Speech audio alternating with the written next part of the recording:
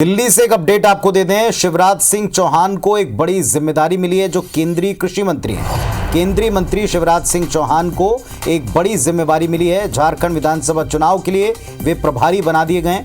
असम के मुख्यमंत्री हिमंत बिस्व शर्मा सह प्रभारी होंगे। बीजेपी ने 4 प्रभारी नियुक्त किए हैं। भूपेंद्र यादव महाराष्ट्र के प्रभारी बनाए गए। तो दिल्ली से एक बड़ा अपडेट आपको दे रहे हैं। शिवराज सिंह चौहान केंद्रीय कृषि मंत्री अब झारखंड विधानसभा चुनाव के प्रभारी हैं और असम के सीएम हिमंत बिस्व शर्मा सह प्रभारी हैं। 4 प्रभारी बीजेपी ने नियुक्त किए हैं। भूपेंद्र यादव महाराष्ट्र के प्रभारी नियुक्त किए गए। तो भारतीय जनता पार्टी की तरफ से एक बड़ी जिम्मेदारी शिवराज सिंह चौहान केंद्रीय कृषि मंत्री को दी गई।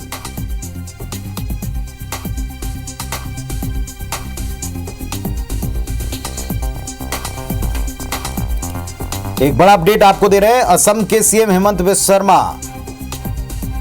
उप प्रभारी बनाए गए, जबकि शिवराज सिंह चौहान को झारखंड चुनाव का प्रभारी नियुक्त किया है। एक बड़ी खबर आपको दे रहे हैं, बड़ा अपडेट आपको दे रहे हैं। भारतीय जनता पार्टी ने अहम जिम्मेदारी दी है शिवराज सिंह चौहान को। विवेक पटैया सहयोगी हमारे साथ में जुड़ रहे हैं भोपाल से, उनका रुख करते हैं। विवेक बताएं, अपडेट दीजिएगा।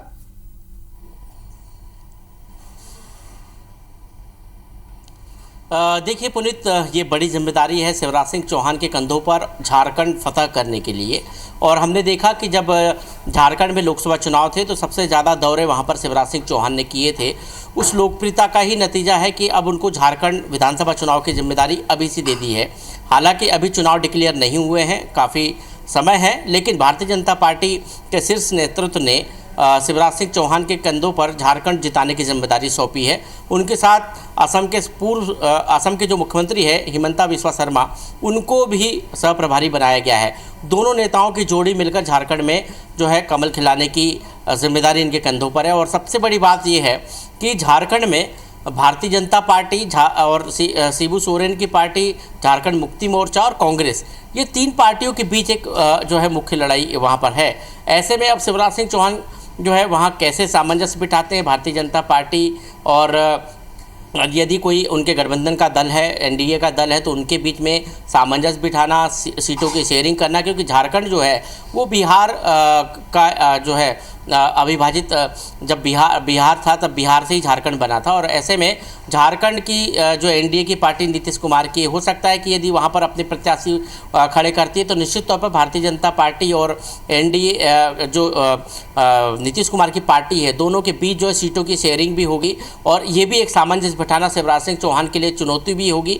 और सबसे बड़ी बात यह है कि मध्य प्रदेश में जिस तरह उन्होंने 163 सीटें, जब मुख्यमंत्री थे और विधानसभा चुनाव मध्य प्रदेश में हुए, उसमें 163 सीटें जिताकर जो है भारतीय जनता पार्टी को दी और सरकार वापस आई। हालांकि वो मुख्यमंत्री नहीं बन पाए।